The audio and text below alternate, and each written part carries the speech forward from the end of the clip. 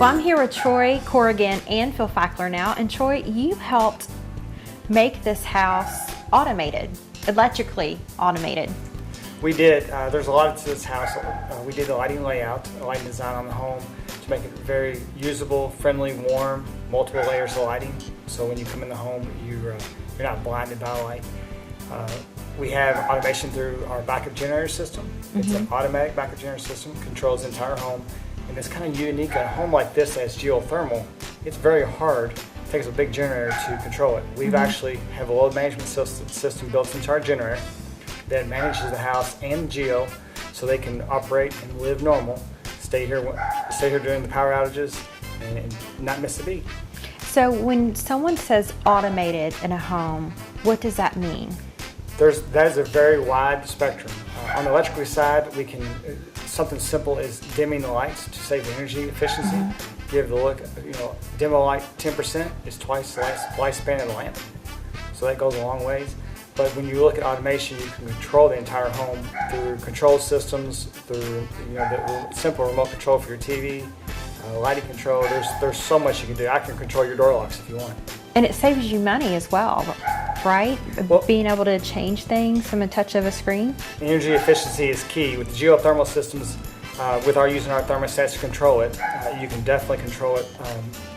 Cycle the days, the time of day, the hot part of the day doesn't have to run as much, or at night, or when you're not here, obviously. But yes, we can control it all, and it really will help energy efficiency. Energy efficiency goes a long way with the lamps that you use in home. LED is huge right now, and everybody keeps hearing the term LED lighting. Well, LED is where it's at. I mean, you put lamps in or bulbs, as people would call them, light bulbs, and you'll never change them again. Well, Phil, what are some of the other things that are automated in this home? Well, Troy pretty much named all the automated features, but some of the features that make this home very energy efficient is the geothermal heating and air conditioning. To make this house perfectly balanced, it has two geothermal heating and air. We basically split the house in half, left side, right side. Then there's a separate heat pump for the upstairs. So there's a total of 5 different thermostats in this house, so they can zone off different parts of the home based on how they're using the home, who may be home for school break, or they have guests. They can control the environment in the area in which they're living in. The second part of that equation is if you're going to have the geothermal, you want to make sure the house is insulated properly, and these homeowners have chosen to use spray foam insulation from the foundation walls up the first floor, up the second floor walls, and then all the way across the roof deck. So basically this house is a cooler. It's foam and sealed tight, just like a cooler. So the third part of that equation is, since the house is so sealed, you have to inject fresh air through a fresh air ventilation system, which is included and incorporated in the geothermal systems. That allows this house to breathe, its lungs per se. And not only does it just bring in fresh air, it heats it and cools it, humidifies it, dehumidifies it, depending on the outside variables. It will treat that air as it comes into the house.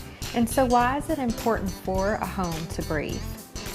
Well, if you ever were in a vacuum and you tried to shut a door and you didn't have any other induced air, the door won't shut. And so the house will then has a tendency to get moldy or mildewy. You see the house just isn't breathing, the house isn't turning over air.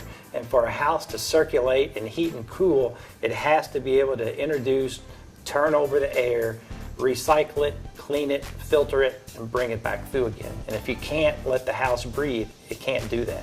Is it costly and expensive to automate a home that's already existing? Well, it really depends on what it's custom. It's just like a custom home. It's a custom system. So it really depends on what we're putting in the home. If we're just controlling the security system, if we're just controlling the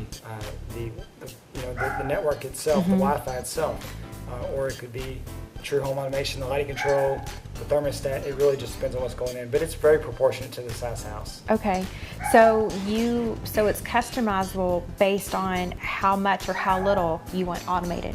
Because some people may not want their security automated, they just want the lighting, or maybe they want it all. Which is the great thing, because it's either expandable or shrinkable depending on what the needs are.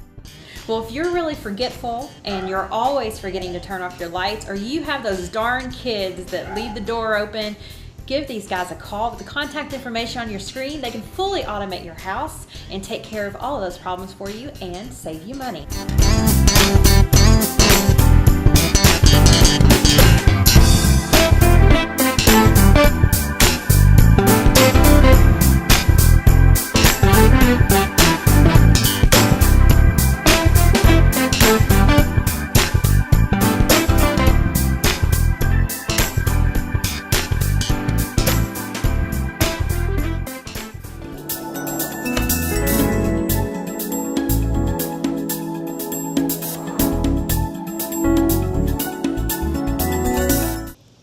That wraps up another episode of Your Kentuckiana Home.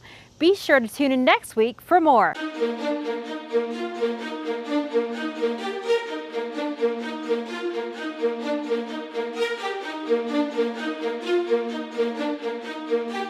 Thank you.